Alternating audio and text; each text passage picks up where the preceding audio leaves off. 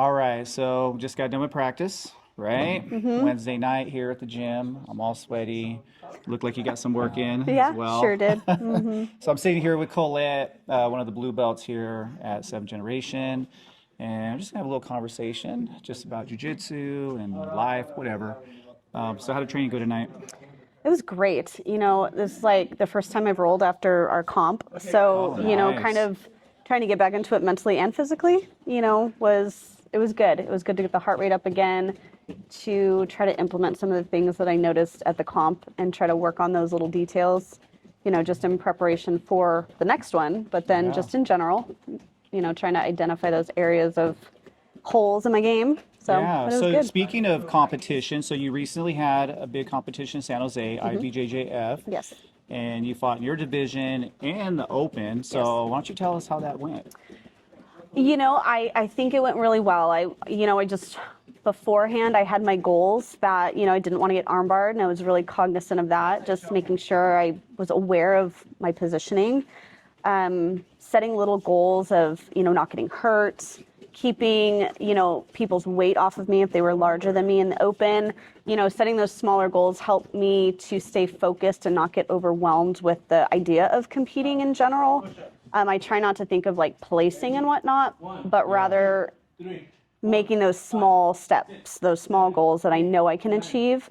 And those are within my power. Sometimes, ref calls are what they are, and I lost one of the matches by decision, and I can't change that, but I know what I need to do to prepare to make sure that that doesn't happen again, Yeah. And so today, I'm getting a little bit smashed on by one of our guys, and I'm just sitting there trying to picture, the last 30 seconds of that match and how much I wanted to win it, and that kind of helps drive me in those moments of frustration and being on bottom and being stuck, and you can just try to channel your energy into the next goals and Yeah. to focusing on those kinds of things. So that that was my division, but in the open, it's always fun. The open is always a great time because you never know who you're going to go against, and I got to go against somebody. I think she was in the 180 plus bracket, so somebody I'm never going to go against She was normally. probably around twice your size. She was a taller very and bigger. big person, Yes. yeah. So it's And always. you took her down, and you were able to get the takedown. I was, yes. And it's, it's a great experience because you go against people where you get to analyze their weaknesses. I knew going into it she wasn't going to be fast, but she was probably going to be stronger than me, have a lot more, momentum to take me down and pull me into her guard.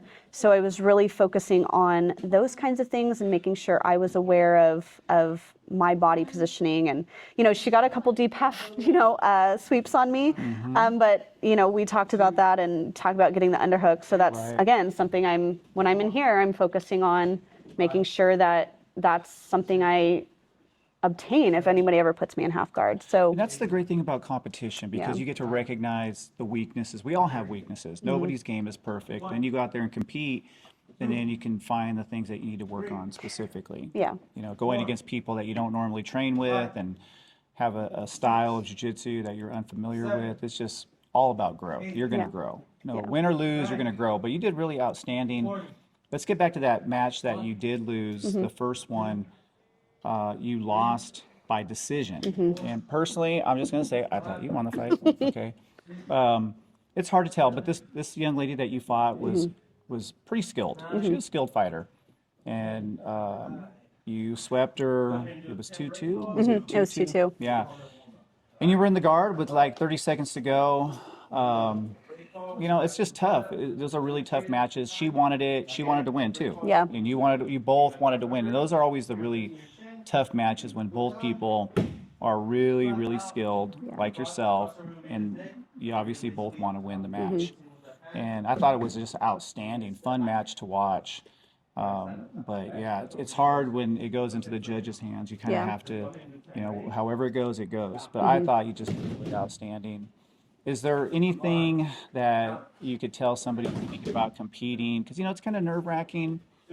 You're kind of a competition-oriented person. You've been in sports your whole life, and a lot of people who maybe aren't as competitive may want to try it one day. What advice would you give them? I would just say go out and do it. And like I mentioned, just set expectations for yourself. Like I told Anais just the other day, I was like, when you step onto that mat, your brain is going to be mush and it's all going to be autopilot, everything you've been practicing in here, you know? I would say it took me probably until my third tournament where I actually felt like I could understand what was going on in the moment and not have like jumbled thoughts.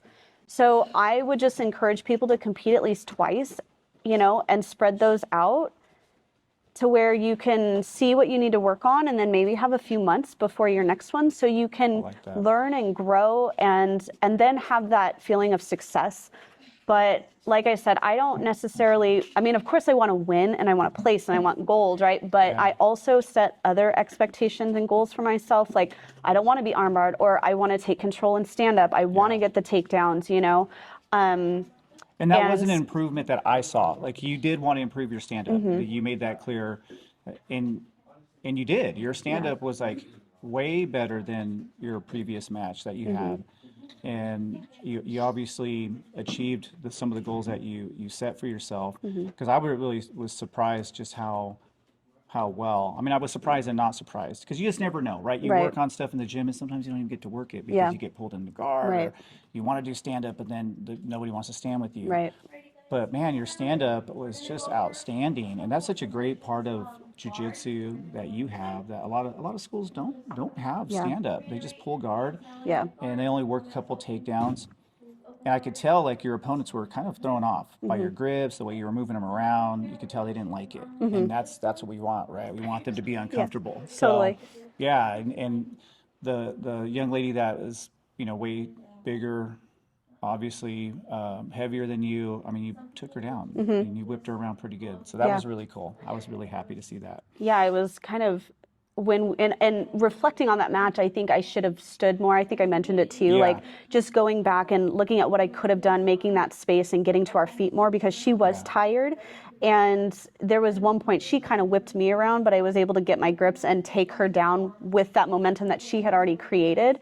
So I think, you know, if I ever go into an open again with an opponent similar to her, that's something I'm going to keep in mind. But, you know, she was, you know, out of the 3 matches, you know, 2 of them pulled guard, but it's always fun to do stand up. And if you can get to your feet and, you know, get those opportunities, it's just an adrenaline rush because it's like, who's going to get the better position and get their grips and maintain them versus, you know, the one girl pulled guard and then went straight to Delahiva, which was, she was skilled at that and she got her points from sweeping me. She you had a know, plan. She was good. That young lady knew how to use strategy, good technique, kind of all together. She's a competitor.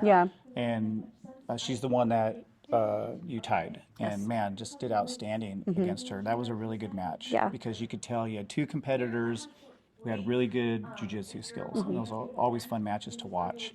So you have another tournament you're thinking about in April. So we're in February now. Well, not quite in February. Tomorrow's going to be February 1st. So what are you looking to do for this next one? Honestly, as weird as it sounds, I want to win gold. And I know that, I mean, that's always the goal, but I think there's a mentality to win. Like you have to learn how to win. You have to learn in those moments of I feel completely gassed and I'm exhausted, but I'm still going to push through and I'm still going to work it. I think losing by decision taught me a lot because it's like, okay, well, what could I have done? What, you know, could I have stood up more? And it's like moving forward. Now I know, like, doesn't matter how tired you are, show the ref that you're still willing to work it, you know? I think that is absolutely a great way to look at it. And when you're in a match and you're exhausted, because she was tired too. She was gassed as well because you guys were going at it for 5 minutes straight. But just showing that ref, really showing that, hey man, I'm putting in work here to the very end. And even then, sometimes it doesn't quite go your way. There was a little opening that you had, I think maybe about 25 seconds left. And it closed really fast. And that's one thing about, as you go against better people, the openings will be there, but they close much quicker. You have to take advantage of them really fast. So that's the nature of blue belts. Blue belts are good nowadays. So, yeah. And any, besides obviously wanting to win gold, anything that you're looking to work on with your game? Yeah, I definitely, continue with takedowns. If people do pull guard, I want to make sure that, I'm getting good base. If they go to De La Riva, working on that leg drag and, just feeling comfortable in that position, as uncomfortable as it is, just not panicking. And I think as we progress down this blue belt road, people are going to pull De La Riva more. But that was really the first time I had seen it in a competition.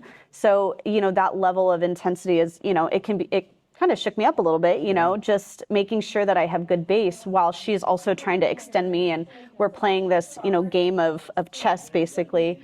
But I'm just looking to stay in control. I noticed there was a few times I got swept just because I was overcommitting or I was off balance. And that's something that while, the next 4 months, next 3 months, I'm really going to be focusing on maintaining that position. And like what we were talking about, position over submission and just holding on to it and keeping it. And there's no rush. I mean, I could stay in mount for 5 minutes and win, So, just for the next 3 months, that is what I want to work on is my positioning, my balance, making sure I'm not overcommitting and giving them something, to where now I'm swept and on bottom. Yeah, I think that's really a great goal to work on because, man, a lot of, especially when it comes to competition, winning competitions, a lot of it is just not allowing yourself to get swept when they're down and they have to get a sweep, not allowing yourself to get swept, maintaining good position and not giving up a dominant position. If you can do that, man, there's so many tournaments and matches you can win. Just maintaining good control from side control, from mount, the back. If you can do that, once you get there, man, you could really frustrate your opponent. And so those are the things I want to work on even in here. And that's what I really loved about you and Daisy and Sarah going out there and fighting, is that it allows me to kind of see the things that we need to work on collectively. And that is one thing, just learning how to just maintain good position, good control. And if the submission's there, man, take it. If not, take your time and work to a better dominant position, get your points. Man, you can win a lot of matches like that. Yeah. So besides that, we have a really great women's class in here at 7th Generation. Maybe you can say a few words about that. Yeah, gosh, what a blessing it's been. I mean, the ladies that have come in here, the connections that we've made, this place brings people together that you would never normally meet. And I think that's what's great about this sport is we all come in the door for different reasons, but we stay for different reasons too.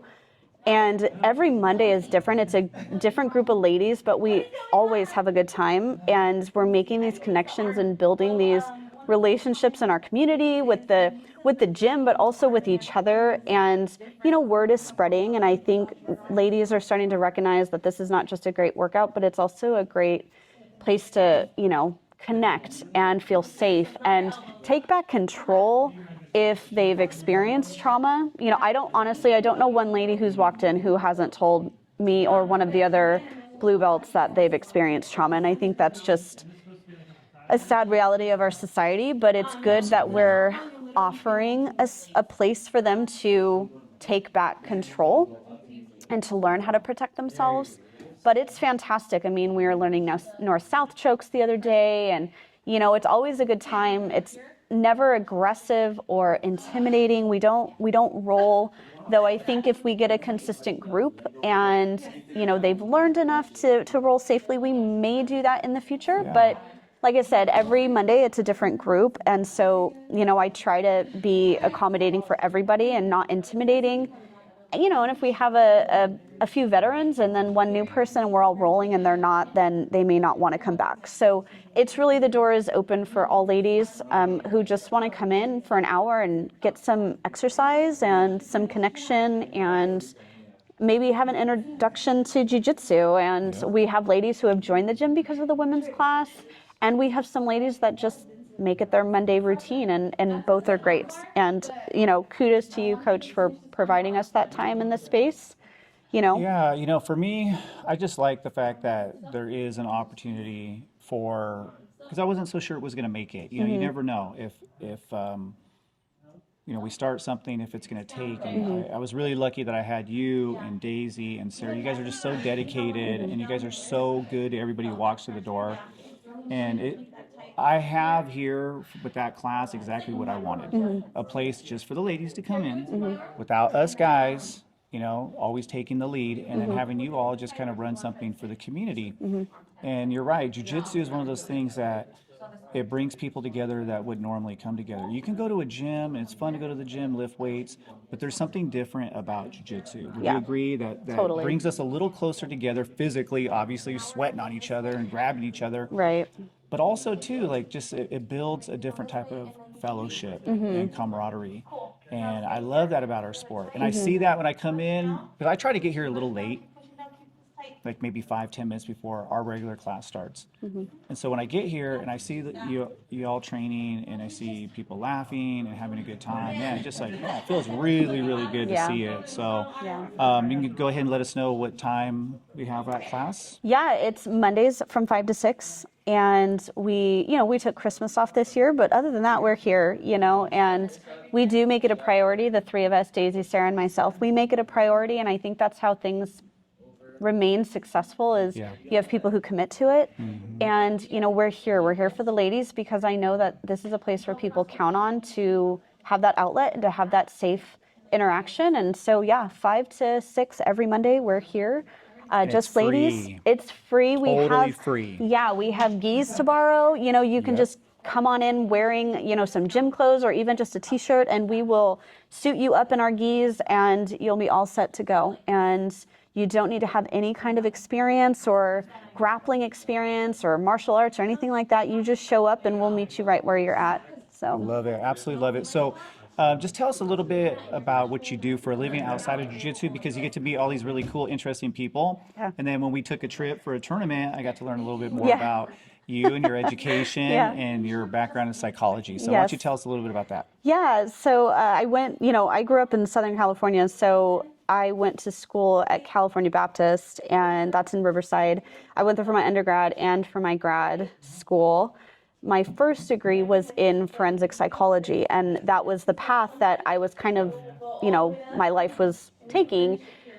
And I was in my doctorate program to be a clinical psychologist, and, my husband and I had our son at the time, and it came to the point where it was, do we want another child, or do I want to go back to school for 6 years and accrue this, debt that could have paid for a house. So you have to make those hard decisions. You pray about it, you decide between your spouse, your partner, and we made the decision that was best for our family.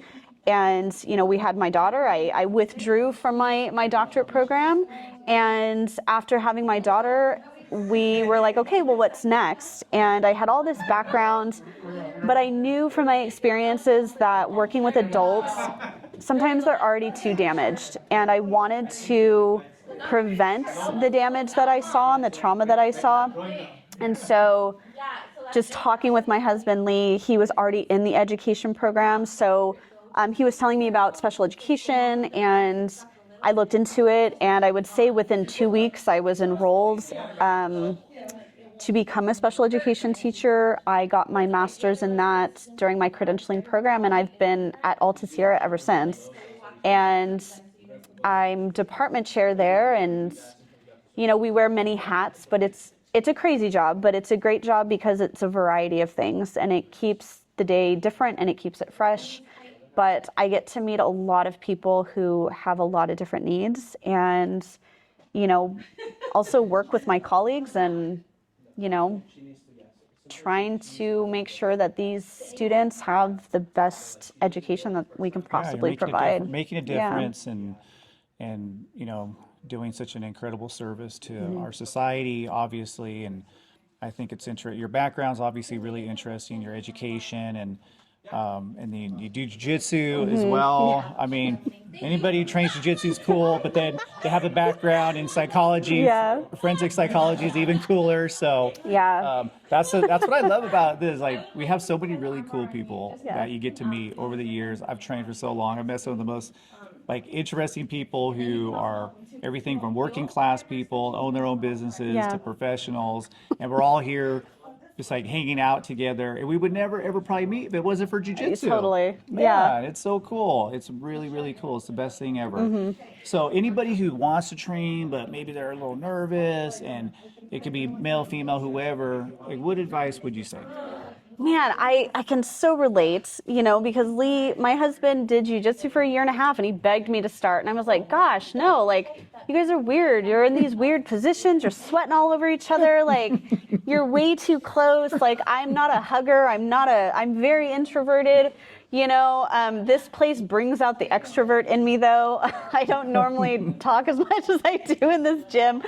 But I think that's what's great about this sport is, you know, if you get in the gym, if you find a gym and you connect, like, you're not going to want to let it go. And I think, you know, I don't have experience with it, but I know you've mentioned, like, gyms have different dynamics. Yes. And if you don't find a gym that fits your needs, I would say try a different one, you know. Absolutely. But, you know, I'm so lucky that Lee found this. He found it during, you know, he found you guys during COVID, you know, and so. Which I don't even know how. Right? Anybody was finding us at that time. Especially where we used to be in the Alpha Clinton. You would have to know where we were to know how difficult it would be to find us. But yeah, Totally. Lee found us. Yeah. And he trained for long. I remember him telling us, like, oh, my wife was thinking about it. And then he told me one day, he's like, yeah, my wife's going to come in and give jiu-jitsu a try. And since then, you've been, like, super dedicated. Like, oh, my God, man, you're just, you know, like, one of the most consistent students that I have at the gym. So, yeah, no, I think you're spot on. Every gym has its own personality. Some gyms are really good for maybe one type of person, but maybe, you know, another gym isn't going to work. So, Right. you know, I always tell people shop around because you might find a gym where you really just can't stand it, and then you miss out on something really beautiful and amazing.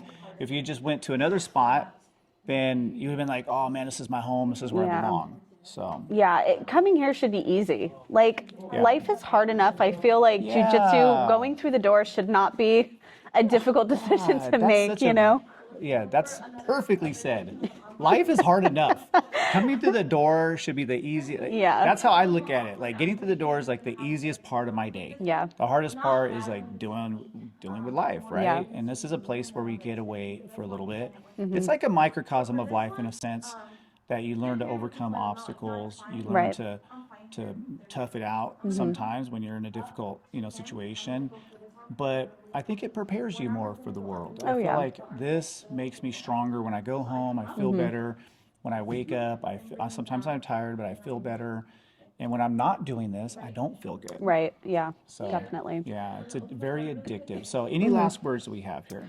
No, I would just say, you know, jiu-jitsu is great. I had my doubts when I first started. Like I said, my husband trained for 1.5 years before I finally made it through the door. But as Coach mentioned, I started and I haven't looked back. I love it. We have big plans. How many days? How many pictures? Oh gosh, I think like 278 now. So Collette takes a picture Yes. every practice, and then you basically have like a collage, right? Yeah, it's like an app I found. It's like one picture a day. And I just started. It was probably a week or two after I started, but I thought, what a great way to document my journey. And here, I think, I'm probably close to like 280, 281, something like that. But it's funny to see the evolution of friendships and people who came in. You're like, oh, I remember that person. You know, maybe they left or, you know, whatever it is. So it's just a great way to track. And I think about the future, like a year from now or 2 years from now or 5 years from now, and how crazy it's going to be to see all of it. I know. And So- time does fly. I mean, when you start Yeah. jiu-jitsu, a year seems like a long time. And next thing you know, like, you're coming up into 3 years. Yeah. And it's going to be 5, 6. Yeah. It's just crazy how time just will fly, especially if you love jiu-jitsu. Oh, yeah. Yeah. So, well, I appreciate you sitting down definitely. in my chair here. Thanks, Coach. And just, you know, thank you, obviously, Collette, for Yep. everything you do for the ladies here, for the women's class, and the great teammate that you are. And I appreciate you sitting down here and spreading some wisdom Yeah. to our BJJ community. And hopefully we can sit down and do it again. Yeah, anytime, Coach. And good luck in our turn. Well, maybe we'll do this. We'll come back in April. Yes, and that'd we'll be do cool. a follow-up in Yeah. April after your next tournament. Yeah, definitely. All right, so that's a All perfect right. way to end. All Bye, right. everybody. Peace.